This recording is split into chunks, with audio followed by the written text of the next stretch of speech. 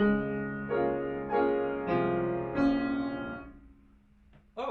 hello there.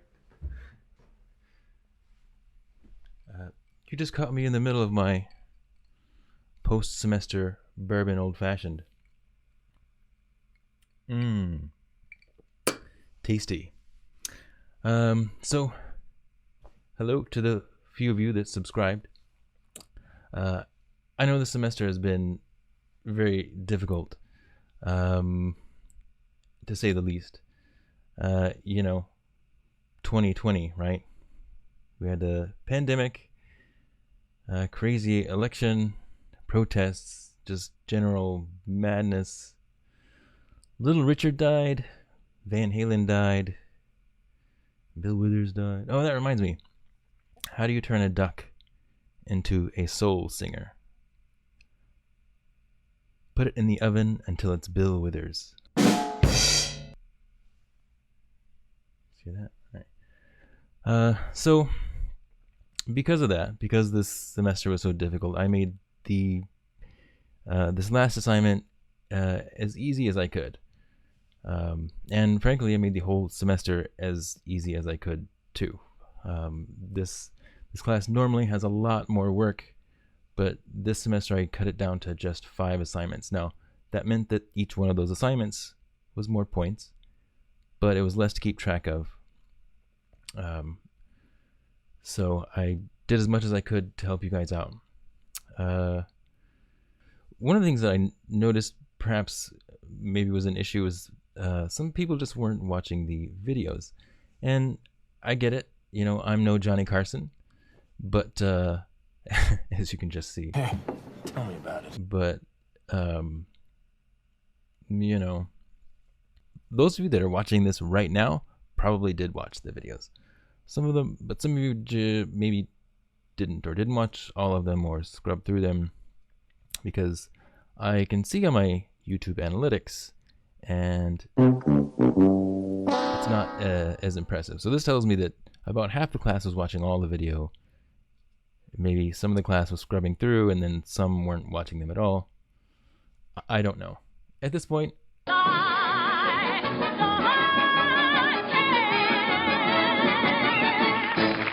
so I'm sure you're here wondering about the questions for what the answers were to the exam questions. Well, let's get to that. So questions 1 through 5 were just general sonata questions. You should remember these from Theory 3 or 4. They're in your theory textbook, or you can just Google it. For number 1, the answer I was looking for was 3. But I accepted anything between 2 and 4. So if you got 2 or 4, you got number 1. Now, the answers I got for number 2 baffled me as much as that question probably baffled some of you. And I think it might come down to there's a difference between a sonata, right? A multi-movement instrumental work, and sonata form, the form of the first movement of a sonata, right? That might be a little confusing, but all it would take is a quick Google search to sort that out. In fact, let's Google it. The question being, name at least 2 forms composers often use in subsequent movements in a sonata. And I wanted the forms, not the tempos, because yes, you can have an adagio or a presto or whatever, but I wanted the forms, and we had looked at those forms before. So let's Google sonata and find out.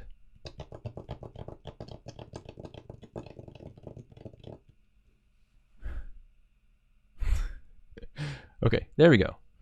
No, not a Hyundai Sonata. Nope. There we go. Sonata, Wikipedia. And I don't feel like reading the first paragraph. Let's keep. No, I don't need to read all that. Let's keep going. Oh, he mentions classical sonata okay, maybe that's it. So let's go down here, and I don't feel like reading that whole paragraph either. So, oh, look at this. 1, 2, 3. Most common layout of the movements was, okay, allegro, a middle movement, from a slow movement, adagio, largo. It's frequently in a minuet or theme and variations form. That's the form. And then, guess what? The third movement, minuet or rondo form.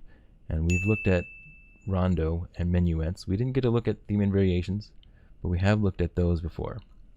So again, this question, and you had a week to do this, it would have just taken a Google search on some of these questions. Come on, folks.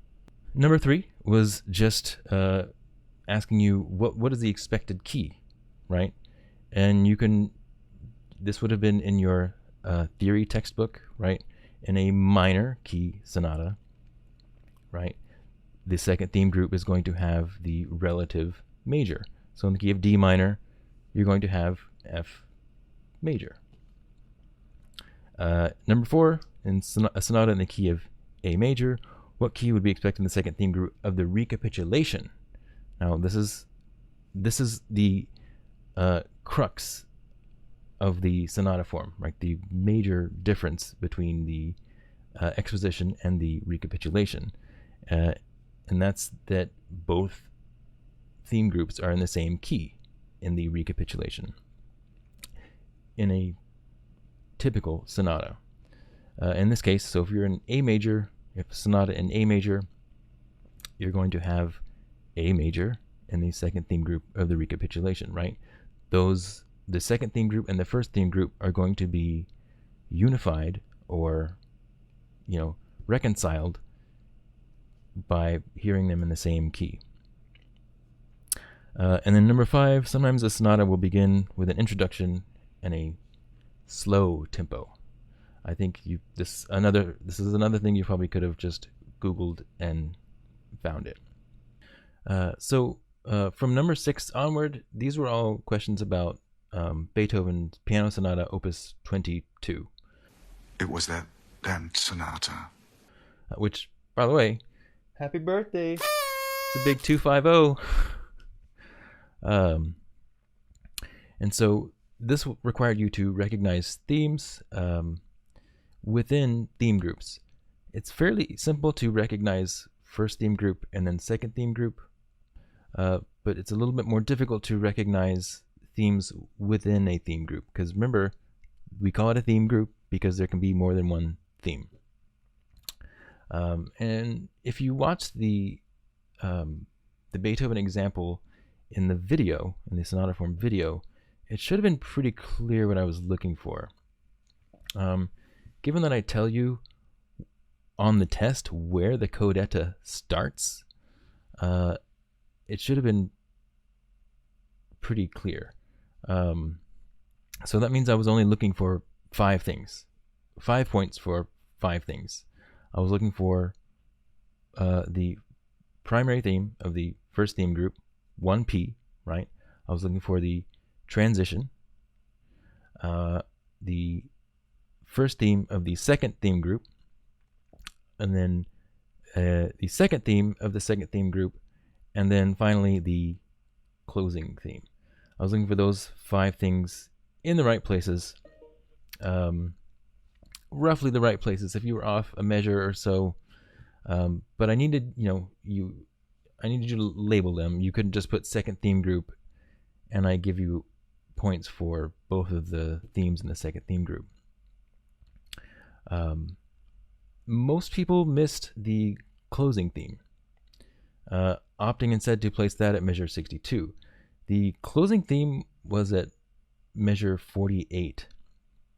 And it comes right after it's an imperfect authentic cadence, but again, right after, there's a kind of a transition from the second theme of the second theme group to the closing theme. That's the one with has a lot of 16th notes, and well, I guess that doesn't really narrow it down, does it? But the ones I was looking for, the So again, 1P, that was at measure 1 through 3. Transition was at measure 11 and 11, 12. The 1S was at measure 22. 2S was at measure 31. And then, of course, as I said, closing theme was at measure 48. And then after the closing theme, as I said, I tell you where the codetta is, and the codetta isn't necessarily split up into two parts. I just called it two parts because those two parts were going to be in the development, and I wanted you to have a name for them. We'll talk about that in a moment, but it was important for you to get these right because the questions ask about these themes. And in cases where I could find that if you called it something else and then you called it this in the development, I still tried to give you points for it. I wasn't just like robotic about grading these. That's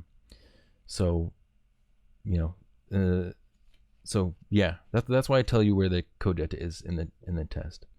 So number 7 didn't seem to be too much of a problem for most people. The answer was measures 2 and 3, right? It was the start of the transition in measure 11, and so that would make this a dependent transition, even though it doesn't seem like it. Even though it's kind of a temperamental transition that fits into our transitional function. Number 8, I actually accepted 2 answers. I was looking for measure 30 because that's where you really see the first true perfect authentic cadence. But if you put measure like 7 to 8, I still accepted that one because if you look at the last 16th note, it does go F. The bass does go F to B flat, and the soprano does go A to B flat. So I accepted that one as well, even though it's kind of not. Number 10, there's not a number 9. That was a mistake on my part. For number 10, I accepted 3 answers actually. I was looking for measure 116, but I also accepted measure 113 or measure 105. I accepted measure 116 because that's where we first see the dominant harmony, the F7 that's ready to come back to B flat. I accepted measure 113 because that's where we hear that really low F. And you could make an argument that maybe that's where the retransition starts. But I also accepted measure 105 because there you have that codetta 2 theme start on an E flat. And then in the next few bars, you have that same idea start on a C. And then finally, in measure 113, that really low F is heard. So if those 3 notes outline an F7. So I gave credit for that as well. Okay, and so for number 11, here you had to identify. It was crucial to identify the first motive of the second theme group and the second motive of the second theme group. Number 8 should have been kind of a clue because I was looking for the first perfect authentic cadence. Maybe we would look around for these cadences and notice that, okay, there's a perfect authentic cadence. Maybe that kind of separates the two. And so if you did recognize those as the two different themes, it probably shouldn't have been too much of a stretch to notice that they both have thirds. They feature the interval of a third in both of those melodies there. And I gave partial credit depending, I read your answer as it is and gave partial credit depending on how much sense it made. Okay, so Number 12. So this is the question about the codetta. And again, I tell you where codetta 1 is and codetta 2. Obviously, these are part of the same codetta. So from measures 56 to the end of the exposition there, that's the codetta. But I'd say that it's in two parts because he uses two different ideas from the codetta in the development. And so for this question, I was looking for tonic pedal. A tonic pedal. Tonic because at this point in the piece, we're in the key of F major. And one of the things that makes sure that we know as a listener that we're in the key of F major is that codetta. If you look at in the video, I think at like 27 minutes, I talk about the codetta and explain the use of the tonic pedal. And you notice our codetta is going to have a lot of the terminative function. We have a tonic pedal point. So as I said, a lot of people put the closing theme on the codetta, which, okay, but remember that closing themes are not codettas. And closing themes are generally just the last theme in the second theme group before the codetta. If you look at codetta 1, you'll notice there's a fragment of rhythmically augmented 1p. You notice there on beats 3 and 4 of measure 57. We hear this again, beats 3 and 4 of measure 59, beats 3 and 4 of 60, beats 3 and 4 of 61. You hear that, da-na-na-na. That's 1p rhythmically augmented. So I gave you points if you got that. I don't recall if anyone got that though. And then, of course, just mentioning any kind of terminative functions. I gave, partial credit for that too. Number 13. And here I needed the 3 motives used in the development. It shouldn't have been too difficult to find these because I tell you the 2 motives from the exposition that are used here. And then, obviously in every other sonata we've seen, it's been 1p. It's been the primary theme used in the exposition. And this sonata is no different. So if you put, 1p being used in, in the very beginning of the development, great, that was 1 point. Identifying where the codetta 1 is at measure 75, and then of course codetta 2 is at measure 71. And then of course if you mentioned where that wasn't the only places, codetta 2 is also heard throughout. The primary theme 1p is also heard in measure 83, 91, 93, 94, or sorry, 93, 95. It's in a lot of places in the development. So all of those were great, but I need those 3 there for that question. Number 14. How does the transition in the exposition differ from the transition in the recapitulation? The obvious answer, and the one that I gave 2 points for, was transposition. So if you made any kind of reference to it being transposed, I gave you those 2 points. I even gave partial credit for if you said that it started on A flat rather than F. I still gave points for that, even though it's not transposed in the way that I was hoping you would notice. You could have mentioned the overlapping primary theme in the, where's that? Measure 139, 140. That would have been great. You could have mentioned that the chordal section from measure 143 to 145 was more elaborate. That would be great. And then, of course, any answer that you put there, I looked at and evaluated it on its merits, and tried to give you as much credit as I could. The essay, I was looking for actually a handful of answers here. You know, I'm looking for a compare and contrast kind of essay. I get, I wasn't grading on the English part of this, but I was trying to read these and find a few of these answers, or at least be able to justify giving you credit for a few of these answers. One of these was to mention that compared to Opus 22, Opus 13 has a slow introduction, right? Like sonatas have a slow introduction, Opus 13 has a slow introduction. I was hoping you would mention something along the lines of that Opus 22 has a more typical design than Opus 13.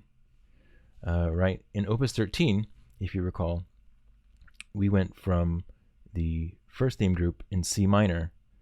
In the second theme group, right, we, instead of going to what we'd expect to be an E flat major, it was an E flat minor, right? At least the first theme of the second theme group. Whereas Opus 22 is basically very typical, I guess is the best word for it, or more typical than Opus 13 was. Opus 22 has a codetta instead of a retransition, right? If you recall, Opus 13 had to, needed a retransition to get back to C minor for the start of the, to restart the exposition. Whereas, Opus 22 doesn't need that. It ends on the dominant, and so it's not too hard to just start on the primary tonic again. In Opus 22, the development was a whole lot longer. Well, I don't know about a whole lot longer, but it was certainly longer than Opus 13's. Any mention of whatever themes that are used in the development that got you some credit. Opus, and then of course mentioning that Opus 13 has two primary themes in the first theme group, that got you credit. And then really anything else, again, like I said, I try to be your advocate and find and justify as much points as I can give you. Some of you tried a lot harder than others did on this one, though. So, and this one was worth 5 points, so it was worth a doing. The extra credit questions. Of course, how many hats did Beethoven have? It was 5. If you put 4, okay, whatever. I gave it to you anyway. And what key is measures 75 through 80? This one was originally designed to be a trick question, sort of an extra credit question, right?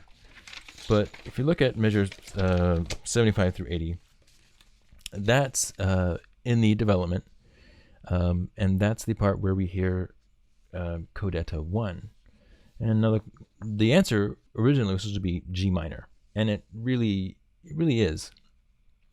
But then I got to thinking about it a little bit more, and if this section right here, measures 75 to 80, is very much like measure 56 to 62, and if measure 75 through 80 is in G minor, what does that say about measure 56, right? What does that say about codetta 2?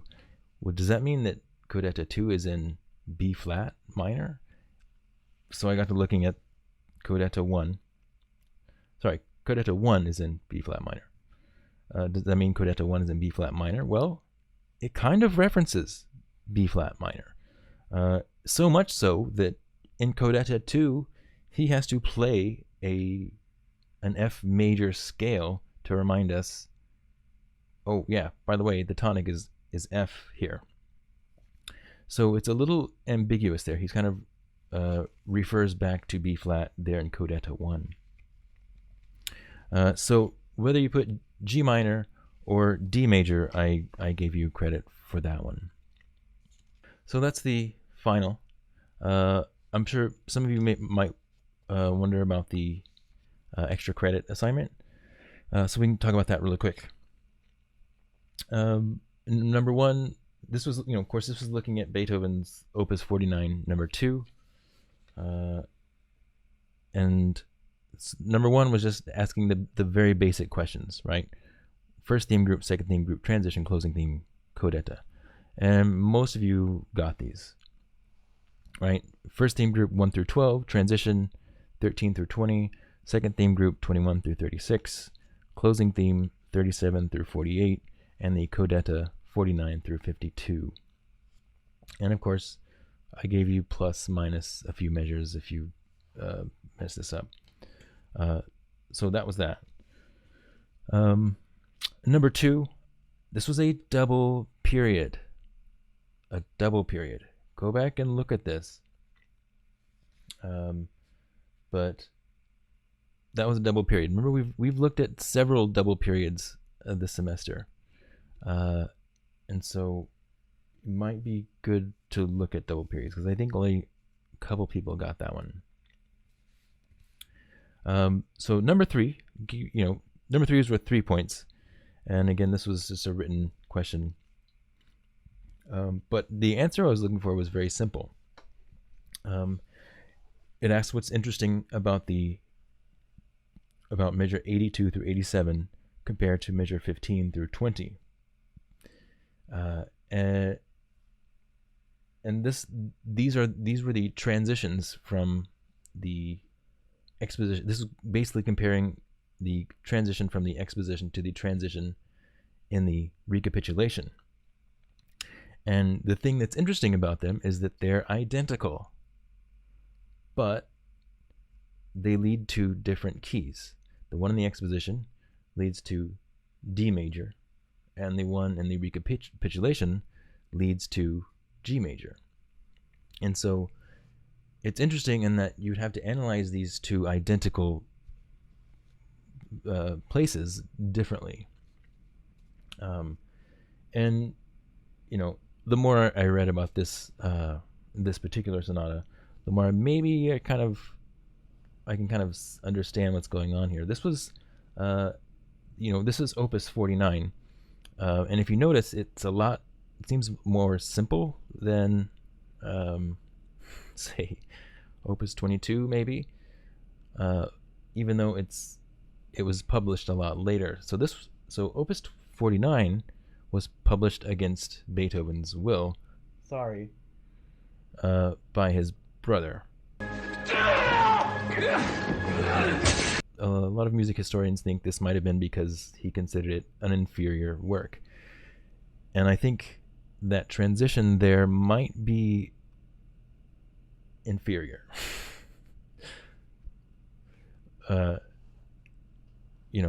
It having the same transition moved to two different keys is not going to work as well. Or maybe I'm mistaken. Maybe it's brilliant and I just don't recognize it yet. So that's the extra credit there. So hopefully you did well on that. It's been a wild semester, both teaching online and making these videos. I've probably spent more time on these videos than I needed to, but I really needed to make them understandable. I really wanted to make them helpful for you guys. And it's been awesome having you guys in class this semester. So if you've come this far and you haven't clicked off yet, I've got a surprise for you. You probably noticed a lot of cuts in the videos. Again, I'm no Johnny Carson. I'm no talk show host. So there were a lot of outtakes, and I thought I would just leave you with a few of these. So, take care of each other and stay safe.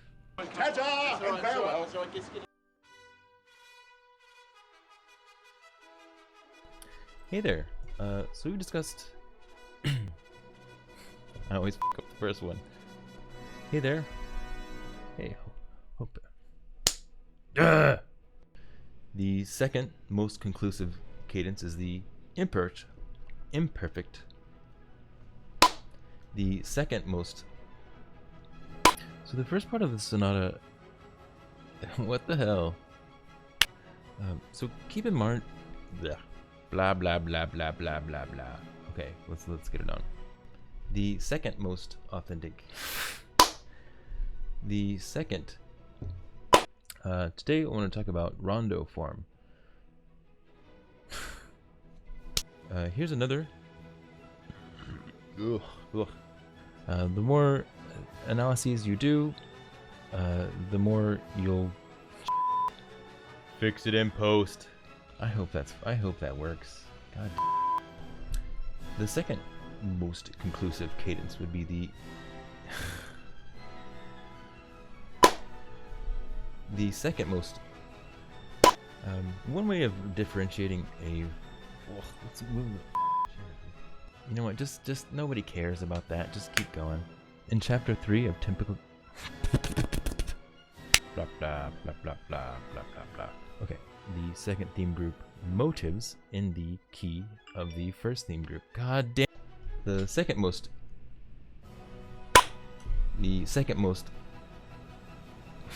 Jesus Christ. The second most conclusive cadence is going to be your imperfect authentic cadence. Did I like nail that? What? Okay. All right. Cool.